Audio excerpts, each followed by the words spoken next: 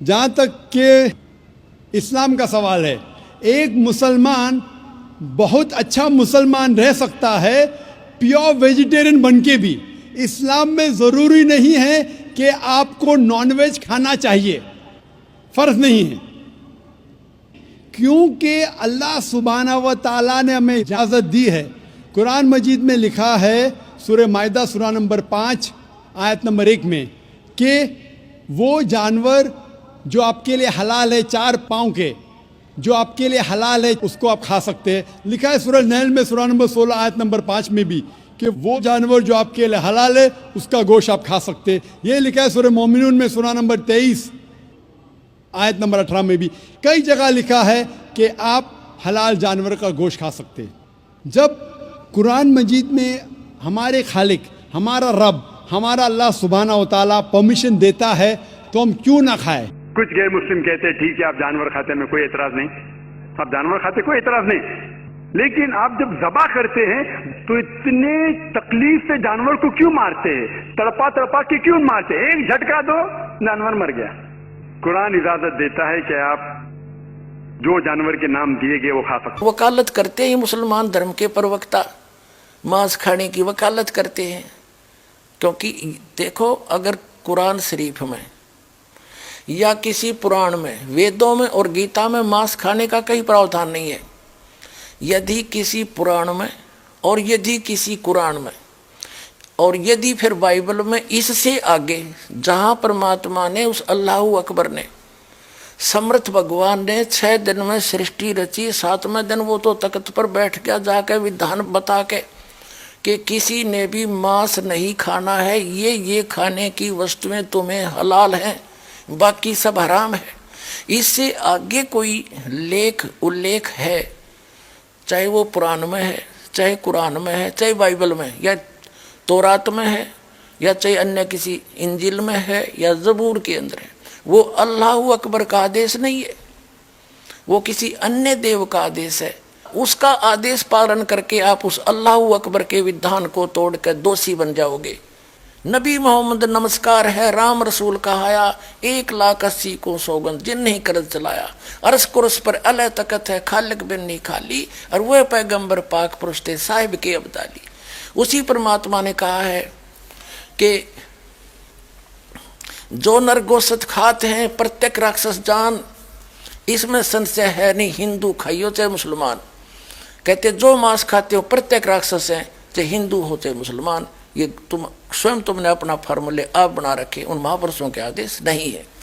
कहते हैं मांस खावे सो ढेढ़ सब और मद पीवे सो नीच, और कुल की दुर्मति पर हरे भगवान कहे सो ऊंच। कहते मांस खावे सब ढेढ़ है, चाहे हिंदू है चाहे मुसलमान, सिख है या ईसाई। और कहते हैं मद पीवे सो नीच, शराब पीते वो महान नीच आदमी है, और अपने कुल का भी नाश करते हैं। केवल जो उस अल्लाहु अकबर का सच्चा नाम जपते हैं वही ऊंचे हैं। समझदार को संकेत बहुत होता। अब आप जी को दिखाया है परमात्मा नर आकार है, 6 शरीर है, 6 दिन में सृष्टि रची, और परमात्मा ने 6ठे दिन मनुष्य को अपने जैसा, अपने अनुरूप, अपने शरीर जैसा, अपनी सूरत जैसा उत्पन्न किया, नर और नारी करके उनकी उत्पत्ति की और उनको खाने के लिए आदेश दे दिया। अभी आपने पढ़ा, आप फिर भी पढ़ सकते हैं।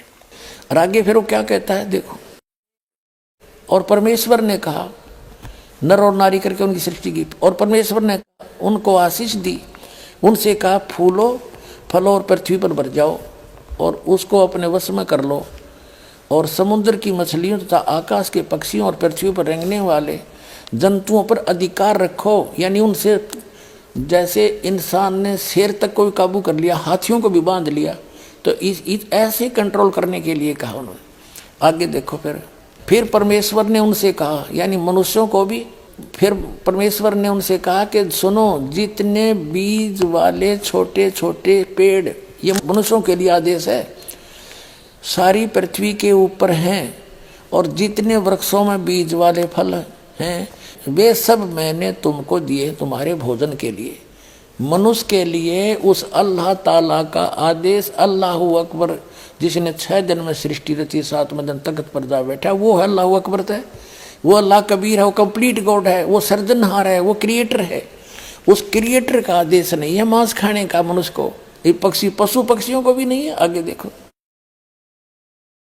तुम्हारे भोजन के लिए, ये तो मनुष्यों के लिए। आगे देखो, यहाँ आगे हम, और जितने पृथ्वी के पशु और आकाश के पक्षी और पृथ्वी पर रेंगने वाले जंतु हैं, जिनमें जीवन का प्राण है, उन सब के खाने के लिए मैंने सब हरे हरे छोटे पेड़ दिए, और वैसा ही हो गया, यानी घास फूस से। और तब परमेश्वर ने जो कुछ बनाया था वो देखा, तो क्या देखा, वह बहुत अच्छा है।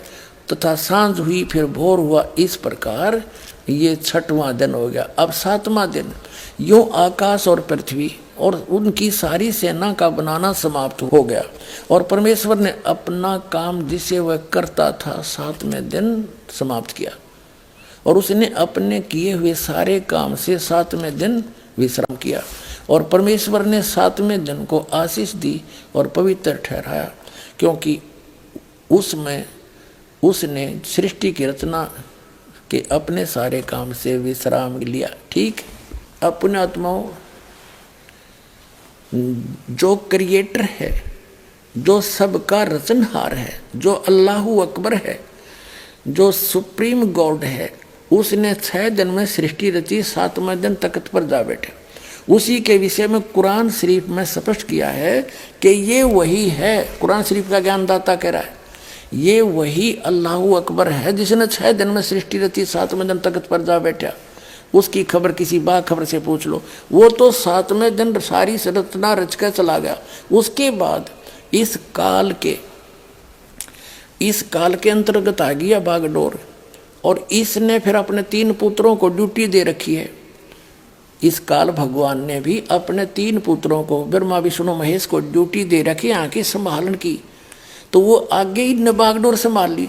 जब आदम और हव्वा को उस परमात्मा ने बना दिया, आदम को वचन से बना दिया, उसकी हड्डी से, जैसे भी मानते हैं, हव्वा बना दी, ठीक है, वो तो उसको छोड़ दिया, फिर ले लिया इस काल ने कंट्रोल में, और इसको ले गया ब्रह्मा, क्योंकि उस सूक्ष्म वेद के अंदर कहा है कि वही मोहम्मद, वही महादेव, वही आदम, वही ब्रह्मा, दास गरीब दूसरा कोई नहीं, देख अपने घर में।